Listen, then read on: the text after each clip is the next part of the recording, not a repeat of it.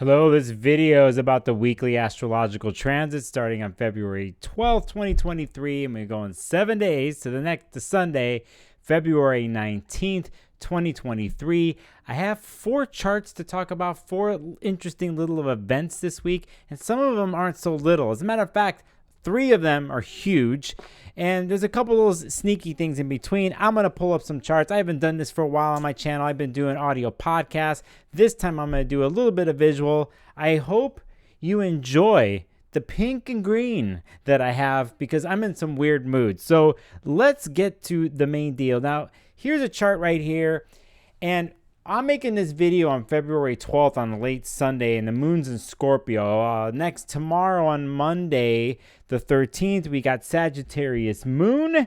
It's going to make a bunch of mutable aspects tomorrow, so on and so forth. But what's really building from the time I'm making this video to Monday, and then interestingly enough, on Tuesday, which is Valentine's Day, is a certain relationship and aspect, and it's Venus and Pisces that's going to be together and conjunct Neptune and Pisces. It's building through, especially on Valentine's Day for some people, which it always is, some ethereal, romantic, acknowledge love or your lovers or however you want to do it. If you're in that camp in that place, there's going to be a definite fantasy vibe, imaginative love thing going on, and it's huge actually, and it casts a interesting haze, an illusionary rose-colored haze through Valentine's Day for those who are in that position already or are looking to be in that position of love and experiencing that. I'm not trying to bag on it. I know some of you have it, some of you don't, but just so you know, this is coloring Valentine's Day, and the Venus-Neptune conjunction in Pisces actually is exact with the chart I have here up on screen, and I'll bust the move and do this. February 15th on the West Coast at 4:25 in the morning. So you could see like it was like building up towards its imaginative, romantic, idealistic, gentle, divine love vibe, erotic and beautiful. It's about art and letting go into the dreams. It's, it could be hot for some of you. It also could be completely filled with delusion and illusions. And we have this building until the exact time I have on Wednesday with the chart up on the screen here. And let me just mess up my thing. And you could see right here, it'll light up there. You see Venus right next to Neptune. It's a huge moment that's been building for the last 3 weeks. Listen, you could take advantage of this if you are wherever Pisces is in your chart, you're going to have this conduit to the imaginative, creative well of divine everything. And in that sense, that's cool because this is feel good, right? It can be feel good. There's no pressure. There's no boundaries. There's no restriction. And there's just a let loose feeling and it's intoxicating, actually. For those of you who are thinking on the love angle of things, intoxication, love, relationships, relating, harmony, like, wow, everybody lives for this stuff. It's how operas start, by the way. And if you follow operas and you go look at them, they're going to start this way. They don't end that way, but they'll start that way. And so that builds up here till Wednesday. It's a big moment. And it kind of, interestingly enough, it touches in the later parts of Pisces. You could see here, at that 24-degree mark. But because I think it's important to note this, because on March 7th, next month, we're going to have the planet Saturn enter the sign of Pisces, and it isn't so romantic. And I'll do a different video on this. This is kind of a little bit of the last gasp and story of some boundaryless, idealistic love vibes that Venus and Neptune bring. And by the way, it can bring a total cleansing and healing to oneself or to the Pisces part of one chart. Now, here comes the other side of it. It's completely delusional at times. It sets up a situation where things are elevated and idealistically put up. Let's say if it's in relationships, and it's only to be embittered, only to be broken down eventually. And like, oh, Nicholas, why you got to ruin the vibe? Sparkles of gold. Why do you have to mess with this? The reason is because I'm being real with you. And when I say the word real, that comes the next 24 hours. And why? Is because we have another huge aspect. And that is within 24 hours, you're going to see here, and I'll blow it up, and I'm cutting myself off on the screen because I don't care right now. You're going to see right here Saturn and the sun at 27 degrees Aquarius. This is a Sun-Saturn conjunction. So the day before, we have Venus-Neptune, which is boundaryless. Okay? Venus-Neptune, which is boundaryless. And then we have Sun-Saturn the next day that is all about boundaries. It's all about reality. It's all about putting down and bringing up responsibilities in the Aquarius part of the chart. If you're a fixed sign, which I'm always calling out to the fixed sign people on this thing, this is a serious moment. I use the word serious, restrictive, with boundaries. It's about, whenever you see two planets that make a conjunction, there's an end of a cycle and the beginning of one at the same time. Here is a seed moment. Yesterday we had the seed moment with Venus Neptune, an interesting lovey, at times vague fantasy love, put a relationship on a pedestal fantasy thing. Did I just say that? I did. And then here we are with Saturn Sun, which brings in focus and determination, and it's goal setting in the Aquarius part of your chart. And it actually, like, in a way, all that fantasy and fog and that illusion and the dream and the idealism, you want some of that to really keep going, you better go look to the Aquarius part of your chart and where Saturn is right now, because there's a seed moment going on here that has to do with a setting up pillars and foundations and obligations. And it's done in a more scientific thinking type of way, more in a progressive type of way. But it's funny with Saturn. It's been at home in the sign of Aquarius since 2020. And the story's about to end here with Saturn and Aquarius. But this is kind of the last deal. This is the last exam. I did a video a while back, and I'll post it up about, it's called Saturn and Aquarius, the final exam. So here we are at the final exam, and this is a seed moment for the future in the Aquarius part of your chart after all the reworkings and the restructuring and the slowing down and the restrictiveness that Saturn has brought to the Aquariuses, and totally the Aquariuses, Aquarius risings, but in the Aquarius part of your chart. And here is where there's a contract that is signed. There's asking for integrity and maturity. And I use those words integrity and maturity because they're Saturn words, but even in progressive Aquarius, freedom-loving Aquarius, open space Aquarius, that even in those types of concepts that Aquarius deals with, that you need integrity and you need maturity and you need responsibility and solid containers for them to progress and for them to be long-lasting. So this is huge. It just so happens that you have two major conjunctions that kind of throw two completely different vibes within 24 hours. They build up all week. Thursday is when this Saturn conjunction happens. I will shrink this down and put my face here because I think here it seems like there's a confusion and a push-pull that could happen here. And it all depends on your chart. You got a lot of mutability in your chart at the later degrees of 24, 25, 26. Pay attention. You're a fixed sign or fixed angles or rising sign. You see what's happening at Saturn at 26, 27, 28 degrees. Pay attention to this. I'm a huge Saturn fan. I'm all about reality. When Saturn and the sun are conjunct on Thursday the 16th, remember the moon is in Capricorn that day, so you have another Saturnian vibe going on. It's no joke. Things come crashing down fast and hard from the 2 days before of fantasy, vagueness, no boundaries, imagination, and beauty. Yeah, be prepared to make those things a reality. And if they can't be a reality, then reality will show you the way, as in those illusions are dissolving away to a harshness. So be real with yourself and be real with situations. Don't let yourself get too caught up and far. That extra bottle of wine on Valentine's Day into Wednesday. Oh, he's the one, she's the one, they're the one. Got to be careful. Saturn is coming 24 hours afterwards. Huge moment, huge deal in the Saturn and Aquarius cycle.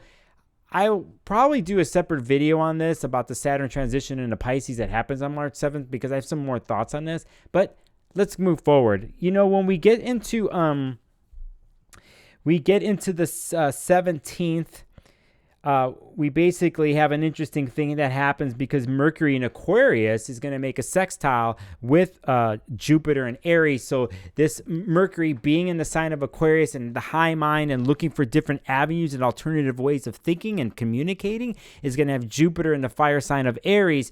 And they're connecting in some opportunistic moment where the fire and the expansiveness of Jupiter and the quest-minded of vibe of Jupiter and Aquarius connects with that high Mercury in Aquarius vibe, and they're coming up with some ideas, and it's popping and crackling. So that's a good thing. I'm digging that particular thing on the 17th. When we get into the 18th of February, that's a Saturday. We start at about 2:34 p.m., the Pisces birthdays. And so we're going to have Pisces birthdays then for the next month. And interestingly enough, when we get around that time, Venus in Pisces, and let me see if I'll pull this chart up for you all here really quick because I'm doing this one on the fly today. I will show you here is you could see Venus at the top of the chart at 28 degrees after moving away from its conjunction I mentioned earlier in the week. You could see here at 2:41 you have the sun in Pisces. This starts the birthdays, and then you have Venus right here at 28 degrees.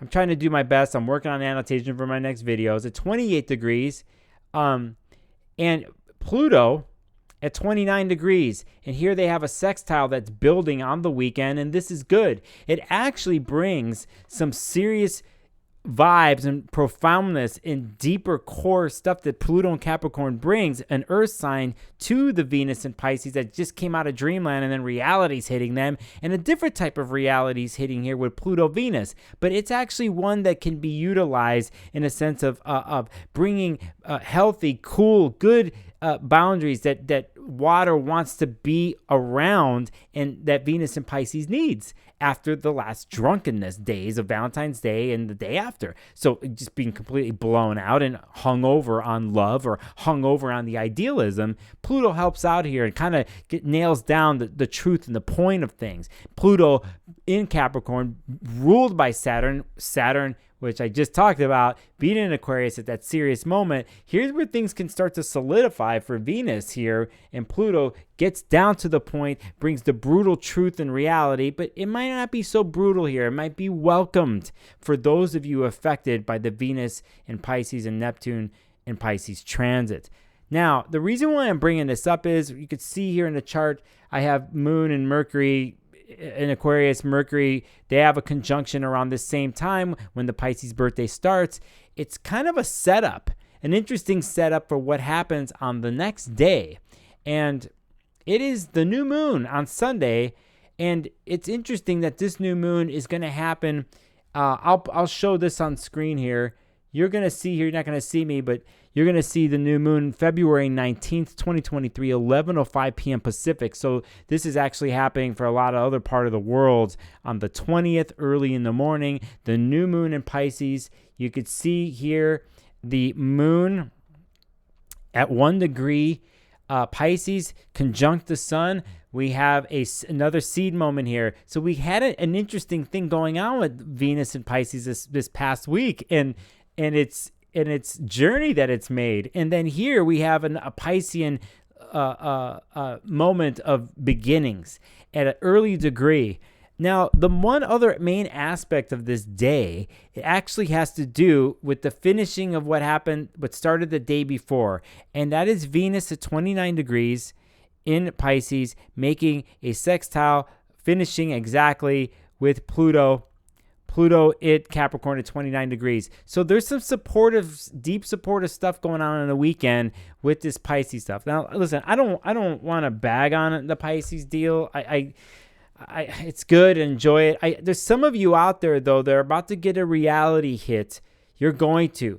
If you're dependent on Pisces planets and you are digging them and liking and the whole deal. Venus is at home in Pisces. Hey, that's great. But reality is coming very, very soon in a couple of weeks in a 2.5-year journey of Saturn in Pisces. So enjoy it while it lasts. And if you got a clue here at 1 degree Pisces in this chart, 1 degree Pisces, because in March, Saturn's going to hit that 1 degree in Pisces. So you got the preface, you have a little window into what will be having to be dealt with off the bat when Saturn starts to being restrictive in Pisces and bringing the eye-opening lessons in the work that needs to be done in the Pisces area of your chart. So remember, you want to think things like I always talk about on this channel in chapters. You want to think about things in follow. If you're watching a channel like mine or the 20 billion other ones on YouTube and the 50 other billion TikToks and Instagrams, you're going to see different ways of talking about it. For me, I'm saying, hey, you got a clue this weekend. You have a clue at the 1 degree point. You have a clue the Pisces stuff of what you're going to have to work on